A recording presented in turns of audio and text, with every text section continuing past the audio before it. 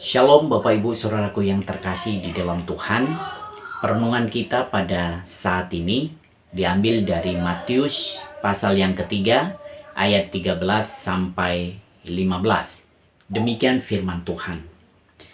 Yesus naik ke atas bukit dan memanggil orang-orang yang dikehendakinya. Lalu mereka pun datang kepadanya. Ia menetapkan 12 orang yang juga disebutnya rasul untuk menyertai dia dan untuk diutusnya memberitakan Injil dan berkuasa mengusir setan. Bapak Ibu Saudaraku yang terkasih di dalam Tuhan, ada seorang yang terpandang, punya otoritas, sangat dikagumi dan dihormati oleh banyak orang. Dan orang tersebut kita pun juga mengenalnya. Ya, kita sebut saja namanya Bapak Presiden Joko Widodo.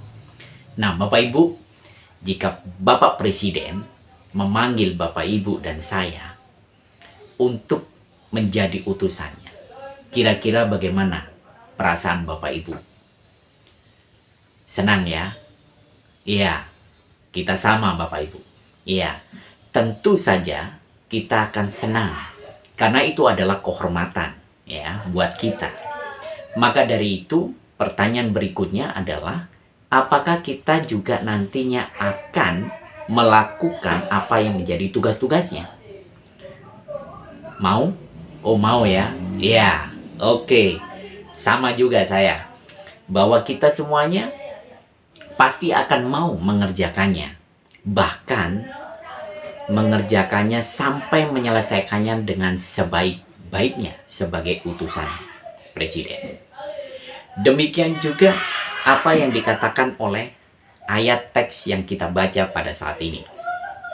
Tuhan Yesus telah memanggil dan menetapkan 12 orang menjadi muridnya atau rasulnya untuk mengikut dia dan untuk diutus memberitakan Injil. Dan mereka diberi kuasa oleh Tuhan Yesus untuk mengusir setan. Demikian juga dengan kita Bapak Ibu. Bahwa Tuhan Yesus memanggil kita itu sebagai murid, bukan untuk sebagai pengikut. Dan sebagai muridnya, kita juga memiliki tanggung jawab untuk melakukan segala sesuatu apa yang menjadi tujuannya. Dan sebagai muridnya, kita juga diberikan jaminan kuasa oleh Tuhan Yesus untuk mengusir setan. Pertanyaan perenungan buat kita Bapak Ibu, yakinkah Bapak Ibu Saudara dan saya bahwa sekarang ini adalah seorang murid dari Kristus Yesus? Untuk itu, saya ingin membagikan 3 poin dari pembelajaran teks kita pada hari ini. Yang pertama yaitu panggilan Yesus jelas sebagai murid, bukan sebagai pengikut. Mari kita lihat kembali di ayat 13 dan 14. Bahwa Yesus memanggil 12 orang yang dikehendakinya dan ditetapkan menjadi rasul dan muridnya atau muridnya. Mereka dikatakan di sana ditetapkan, dipanggil. Itu adalah sesuai kehendak Tuhan. Kedaulatan daripada Tuhan Yesus sendiri. Mereka dipilih berdasarkan apa? Nah, kita perlu melihat ayat-ayat sebelumnya Bapak Ibu Saudaraku yang terkasih dalam Tuhan. Yaitu perikop sebelumnya, ayat 7 sampai 12. Dikatakan di sana, situasi saat itu Yesus sedang diikuti oleh begitu banyak orang, bahkan dari berbagai kota. Nah, mereka yang mengikuti Yesus ini dikarenakan kagum kepada pribadi Kristus yang telah banyak melakukan mujizat kesembuhan dan mengusir setan.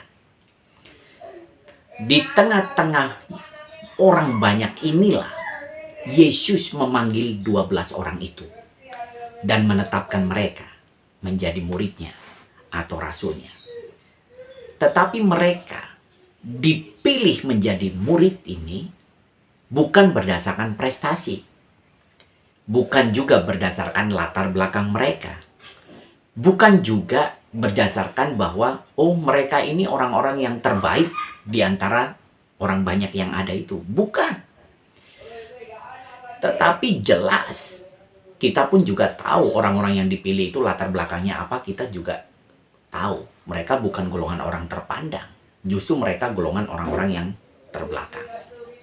Tapi mereka dipilih oleh Tuhan. Inilah bukti nyata bahwa penetapan murid yang Yesus lakukan itu berdasarkan kedaulatan Dia. Bagi para murid yang terpilih saat itu dan yang ditetapkan itu, mereka mengalami anugerah.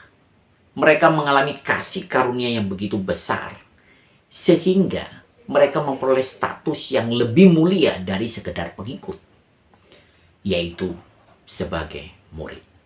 Karena sebagai murid memberikan suatu peluang besar untuk selalu dekat dengan Yesus. Karena sebagai murid memberikan peluang besar untuk dapat mengalami kehidupan Yesus dalam kehidupan mereka. Karena sebagai murid itu mereka memiliki peluang untuk mereka menjadi orang pertama yang akan mengalami pengajaran-pengajaran dari Yesus. Artinya, menjadi murid itu mereka adalah orang-orang khusus yang telah Yesus pilih dan khususkan untuk selalu berada dekat dengan Yesus. Maka dari itu pada saat mereka dipanggil, mereka meresponnya langsung datang kepada Yesus. Sehingga mereka dapat ditetapkan sebagai murid. Jadi, itu adalah suatu kehormatan, itu adalah suatu kemuliaan yang besar yang diterima oleh 12 orang murid ini. Demikian juga dengan kita, Bapak, Ibu, Saudara. Tuhan memanggil kita menjadi percaya kepada Dia, bukan untuk jadi pengikut, tetapi untuk menjadi murid. Untuk bisa mengalami kedekatan yang dekat dengan Yesus. Untuk mengalami apa yang menjadi pengajaran Yesus. Untuk mengalami apa yang menjadi tujuan Yesus. Dan yang jelas, kita juga akan terus mengalami apa yang Yesus hidupi itu terjadi dalam kehidupan kita. Nah, itu luar biasa. Artinya, kita pun juga orang-orang yang telah dikhususkan Tuhan sebagai seorang murid.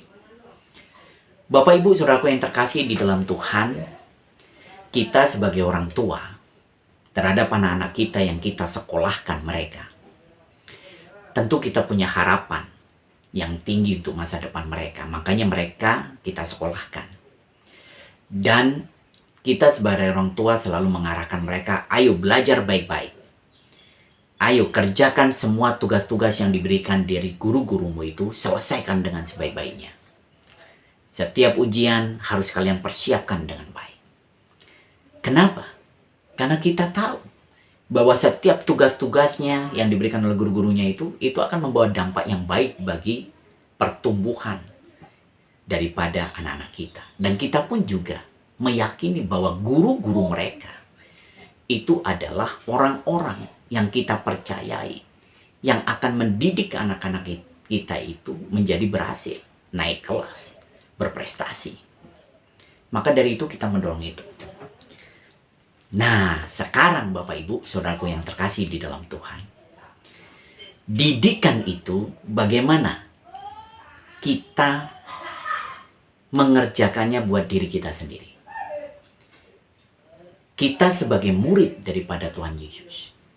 Bagaimana kita terus mengingatkan terhadap diri sendiri. Bagaimana kita terus mendorong diri kita sendiri untuk menjadi murid-murid yang taat mengerjakan tugas-tugas daripada Sang Guru Agung kita, yaitu Tuhan Yesus. Jadi Bapak Ibu, di tengah-tengah kehormatan yang kita terima sebagai murid, kita juga sekaligus menerima tanggung jawab yang mulia, yang besar dalam kehidupan kita. Sekarang bagaimana dengan kita, Bapak Ibu Saudaraku yang terkasih dalam Tuhan? Menjadi murid Yesus itu bukan undangan bagi kita. Tetapi itu penetapan Tuhan. Dan itu kehendak Tuhan. Kita tidak bisa memilih mau jadi pengikut saja supaya kita tidak memegang tanggung jawab. Tidak bisa. Tuhan Yesus pada saat naik ke sorga, dia berkata, "Pergilah, jadikanlah semua bangsa muridku." Itu ada di dalam Matius pasal 28 ayat yang ke-19. Dengan tegas dari firman itu Yesus mengatakan kepada kita bahwa perintahnya untuk menjadikan murid. Demikian juga panggilannya atas kita. Kita tidak bisa memilih jadi pengikut. Kita diberikan anugerah menjadi percaya untuk menjadi seorang murid, bukan pengikut. Karena itu yang Tuhan kehendaki. Dan itu ada dalam kedaulatan Tuhan. Itu ada dalam penetapan Tuhan bagi saudara dan saya. Mau atau tidak mau, pada saat kita mau percaya kepada Yesus sebagai Tuhan dan Juru Selamat, maka kita juga menerima status kita sebagai seorang murid Yesus. Maka dari itu, Bapak Ibu Saudaraku yang terkasih di dalam Tuhan, dengan demikian mari kita mengarahkan didikan kepada anak kita itu kepada diri kita sendiri. Didikan yang tadi itu, kita mendidik anak-anak ini menjadi murid di sekolahan, murid dari guru-gurunya itu harus taat pada gurunya, harus ikuti, harus melakukan apa yang menjadi tugas tanggung jawabnya sebagai murid. Mari sekarang itu kita berlakukan kepada diri kita. Kita yang adalah murid Yesus, mari berjuang untuk kita mentaati, mengerjakan apa yang menjadi tujuan Yesus menetapkan kita sebagai seorang murid. Ini kehormatan, ini kasih karunia, ini anugerah. Hal yang kedua, Bapak Ibu Saudaraku yang terkasih di dalam Tuhan, yaitu tentang tanggung jawab kita sebagai seorang murid Yesus. Di dalam teks ayat yang ke-14 yang kita baca tadi, jelas sekali bahwa di situ ada dua tujuan Tuhan Yesus menetapkan para murid itu. Tujuan yang pertama yaitu Yesus menjadikan murid untuk mengikutinya. Konteks saat itu adalah para murid meninggalkan keluarganya dan pekerjaannya, dan mereka sepenuh hidupnya mereka mengikut Yesus. Kemanapun Yesus pergi, mereka pun ikut ke sana. Dimanapun Yesus berada, mereka pun juga ada bersama dia di situ. Bahkan juga di mana Yesus tidur pun, mereka pun juga tetap ada bersama-sama dengan dia. Mereka selalu ada di dalam persekutuan yang intim dengan Yesus. Dan mereka juga melihat secara langsung segala apa yang menjadi perilaku daripada Tuhan Yesus. Seluruh kehidupan Yesus itu menjadi bagian kehidupan mereka. Setiap ajaran demi ajaran, mereka lah orang-orang pertama yang mendengarnya. Dan mereka orang-orang yang paling lengkap menerima pengajaran daripada Tuhan Yesus. Secara personal demi personal mereka. Mereka menjadi orang-orang yang khusus dan mereka orang-orang yang terdekat daripada Tuhan Yesus. Mereka juga yang mengalami mujizat dari Tuhan Yesus, dan mereka juga melihatnya langsung, dan mereka menjadi saksi-saksinya di dalam karya-karya Tuhan Yesus dalam kehidupan mereka. Jadi Bapak Ibu Saudaraku, itulah tujuan pertama daripada Yesus menetapkan murid saat itu. Mereka selalu bersama-sama dengan Yesus. Mereka intim di dalam persekutuan dengan Yesus. Mereka menjadi orang khusus dalam menerima setiap pengajaran Yesus. Bagaimana dengan kita sekarang ini? Apakah kita sebagai muridnya juga selalu mengikuti Yesus? Ya, tentu saja maknanya bukan secara fisik, ya. Kalau saat itu para murid 12 orang itu ya memang secara fisik bersama-sama dengan Yesus, dan Yesus saat itu ada di dunia. Tetapi bagaimana dengan kita sekarang? Ya, apa artinya kita mengikuti Yesus? Artinya adalah apakah kita sebagai murid Dia, kita selalu menjaga persekutuan yang intim dengan Yesus? Apakah kita juga selalu berusaha untuk mentaati apa yang menjadi kebenaran-kebenaran firman-Nya yang senantiasa kita renungkan tiap-tiap hari? Inilah arti dan makna mengikuti Yesus bagi saudara dan saya yang adalah murid Yesus. Bapak Ibu, saudaraku yang terkasih dalam Tuhan, ada istilah Jawa jarkoni. Iso ujar, ora iso nglakoni. Artinya hanya bisa berkata-kata, tapi tidak bisa melakukannya. Artinya apa Bapak Ibu? Jangan sampai Bapak Ibu, saudara dan saya sebagai murid Kristus hanya bisa berkata-kata prinsip-prinsip sebagai murid. Bisa berkata-kata apa itu tujuan sebagai murid. Tetapi kita sendiri tidak melakukannya. Bahkan jangan sampai kita bisa mengajarkan orang lain bagaimana caranya menjadi murid Yesus dan apa yang harus dilakukan untuk mengikut Yesus, tapi kita sendiri tidak melakukannya. Tentu saja itu tidak berkenan bagi Tuhan.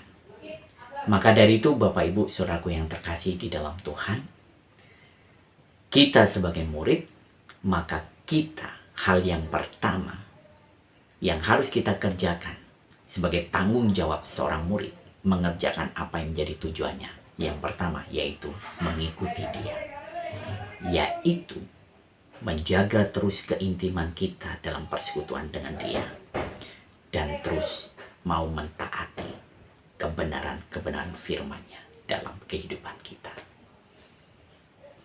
Tujuan yang kedua yaitu Yesus menetapkan para murid itu adalah untuk diutus memberitakan Injil. Jadi di situ menjadi murid itu juga adalah utusan. Jadi murid Yesus berarti juga utusan Yesus. Ya, jadi bukan hanya diam untuk menerima pelajaran, tetapi juga menjadi utusan untuk meneruskan apa yang mereka alami bersama sang gurunya, untuk meneruskan apa yang mereka dapati dari ajaran-ajaran gurunya. Di sini tegas sekali ada penegasan status lagi dari seorang murid, yaitu sebagai utusan Yesus. Makanya juga disebut rasul. Begitu Bapak Ibu saudaraku yang terkasih dalam Tuhan. Ya, kenapa harus memberitakan Injil? Ya, kita tahu bersama di dalam Roma 1 ayat 16, karena Injil adalah kekuatan Allah yang menyelamatkan manusia yang percaya kepadanya. Nah, dan juga di dalam Yohanes 14 ayat 6, Yesus sendiri berkata, "Akulah jalan dan kebenaran dan hidup. Tidak ada seorang pun yang datang kepada Bapa kalau tidak melalui aku." Jadi Injil ini adalah berita sukacita, dalam bahasa aslinya Evangelion. Berita sukacita atau kabar baik yang bagaimana? Yaitu tentang kabar keselamatan di dalam pribadi Yesus Kristus yang tidak bisa dicapai oleh orang, yang tidak bisa diusahakan oleh manusia itu sendiri, tetapi itu kebutuhan hakiki manusia karena itu kekekalan. Tetapi dalam kasih Tuhan yang besar, manusia bisa mendapatkan keselamatan itu, yaitu dengan iman kepada Kristus Yesus. Dan itu ada di dalam Injil. Maka dari itu tegas sekali, Tanpa Injil, semua manusia binasa. Mereka semuanya ada di dalam kuasa maut. Jadi Bapak Ibu saudaraku yang terkasih di dalam Tuhan, tentu kita semuanya telah bersyukur saat ini karena telah percaya kepada Yesus. Kita telah bersyukur karena iman yang ada dalam diri kita kepada Yesus. Sehingga kita juga memiliki iman tentang keselamatan itu yang sudah kita peroleh di dalam Kristus Yesus. Dan di sini kita dapat penegasan dari Tuhan. Itu tidak boleh berhenti hanya dalam diri kita. Itu harus diteruskan. Karena Yesus juga mengasihi orang lain. Karena Yesus juga menghendaki orang lain mengalami keselamatan yang sudah kita alami. Dan Yesus ingin memakai saudara dan saya. Ini luar biasanya. Kita pribadi yang juga sama-sama tidak layak sama dengan orang lain. Semua manusia ada di dalam keberdosaan. Roma 3 ayat 23. Semua manusia kehilangan kemuliaan Allah. Tidak ada satupun yang layak di hadapan Tuhan. Bersyukur kita dipanggil duluan dari sekian banyak orang mengalami karunia keselamatan. Dan panggilan kita juga untuk diutus sebagai muridnya untuk menjadi pemberita Injilnya. Artinya Bapak Ibu, kita sebagai murid itu adalah utusan untuk meneruskan karya keselamatan dari Allah kepada banyak orang, banyak bangsa. Dan inilah kehormatan yang mulia. Tugas tanggung jawab ini mungkin kita mengalami berat, tekanan sebagai manusia. Bapak Ibu saudaraku yang terkasih di dalam Tuhan, kita perlu tetap percaya bahwa Tuhan memberikan perintah selalu tidak tanpa memberikan modal kepada kita. Dari setiap perintah yang Tuhan berikan, apalagi perintah yang terbesar ini, maka dia juga memberikan kuasanya terbesar bagi Bapak Ibu, Saudara dan saya. Maka dari itu hal yang ketiga yang ingin saya sampaikan adalah tentang jaminan kuasa dari Tuhan Yesus bagi setiap kita muridnya dalam memberitakan Injilnya. Dalam teks ayat yang ke-15, Yesus memberikan kuasa kepada para muridnya untuk mengusir setan. Ya, kita tahu bersama bahwa iblis itu adalah musuh daripada Kristus. Dan bahkan iblis juga bisa merasuki orang. Maka dari itu dalam perikop sebelumnya tadi juga kita ketahui bersama bahwa Yesus telah mengusir banyak setan dari banyak orang. Bapak Ibu, iblis adalah penguasa daripada dunia. Dia adalah kekuatan terbesar, kuasa terbesar di tengah-tengah dunia. Tapi Yesus lebih berotoritas, lebih berkuasa, karena dia adalah Tuhan. Maka dari itu penghalang terbesar dari karya keselamatan manusia untuk bisa datang kepada Allah, penghalang terbesarnya adalah iblis. Dan iblis memang memiliki visi untuk membawa sebanyak-banyaknya orang menjadi pengikutnya, sehingga mereka tidak mengalami keselamatan. Mereka sama-sama nantinya ikut dihukum dalam kekekalan.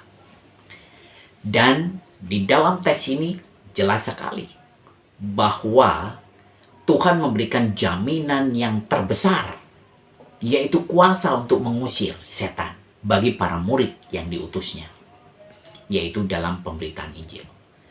Karena pemberitaan Injil itu adalah suatu yang dibenci oleh iblis, sesuatu yang harus betul-betul digagalkan oleh si iblis.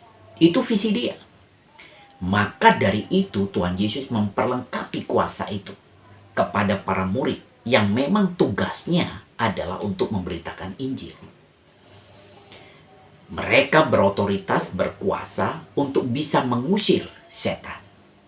seperti yang Yesus alami sendiri, seperti yang Yesus lakukan sendiri, dan kuasa itulah yang diberikan kepada saudara dan saya sebagai muridnya dalam pemberitaan Injilnya. Maka dari itu Bapak Ibu Saudaraku yang terkasih di dalam Tuhan, jika Yesus sendiri memberikan jaminan yang sedemikian besar kepada saudara dan saya, kepada para muridnya, yaitu kuasa yang terbesar atas penguasa dunia yaitu iblis, kita bisa mampu mengusirnya. Kira-kira adakah alasan untuk kita tidak mentaatinya? Ada Bapak Ibu? Tidak ada ya?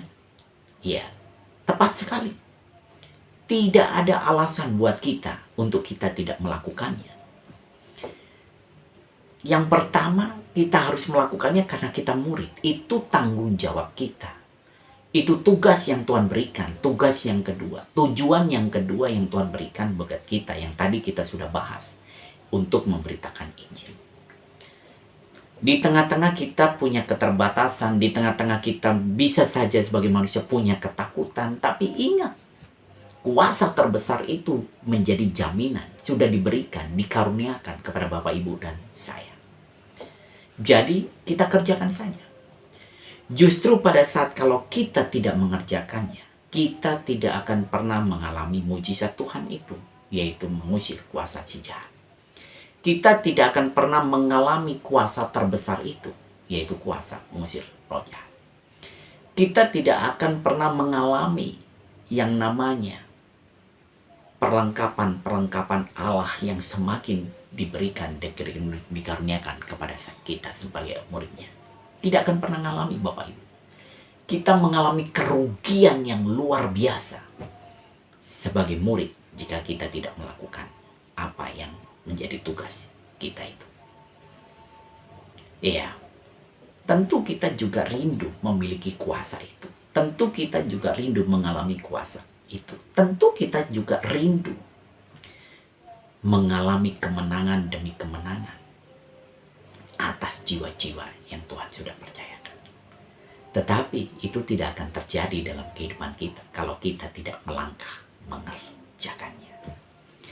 Jadi Bapak Ibu Saudaraku yang terkasih di dalam Tuhan, kesimpulan apa yang kita peroleh dari pembelajaran kita dari teks yang kita renungkan bersama ini? Yang pertama, Tuhan apa tadi? Menegaskan kepada kita bahwa Dia memanggil, menetapkan kita sebagai orang percaya, saudara dan saya, sebagai murid, bukan sebagai pengikut. Itu anugerah, itu kehormatan, itu kemuliaan. Ya, karena murid akan menerima pengajaran langsung dari gurunya. Karena murid akan mengalami kedekatan yang intim dengan gurunya. Karena murid akan bisa mengetahui tujuan daripada gurunya. Dan Dia guru agung kita, Yesus Kristus. Dan yang kedua, yaitu Yesus menetapkan murid dengan dua tujuan. Tujuan yang pertama adalah murid untuk mengikuti Dia. Artinya, seorang murid harus terus memiliki persekutuan yang intim dengan Dia.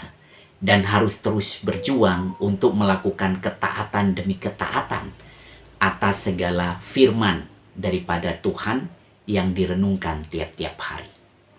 Sedangkan tujuan yang kedua, yaitu murid itu diutus untuk memberitakan Injil. Kenapa? Karena Injil itu kekuatan Allah yang menyelamatkan. Karena tanpa Injil, semua manusia akan binasa. Jadi sebagai murid, otomatis sebagai utusan Yesus, yaitu meneruskan karya keselamatan Allah bagi sebanyak-banyaknya orang. Dan hal yang ketiga, yaitu jaminan yang Tuhan Yesus berikan kepada setiap murid, yaitu kuasa yang terbesar, kuasa mengusir setan di dalam pemberitaan Injilnya. Jadi Bapak Ibu Saudaraku yang terkasih di dalam Tuhan, sebagai murid Kristus, mari kembali kita bangun persekutuan yang intim dengan Dia. Mari kita beritakan firman Tuhan kebanyak-banyaknya orang. Dan selamat untuk kita akan menikmati mujizatnya dan kuasanya hari lepas hari bagi hormat kemuliaan namanya. Tuhan Yesus memberkati kita semuanya. Amin. Shalom.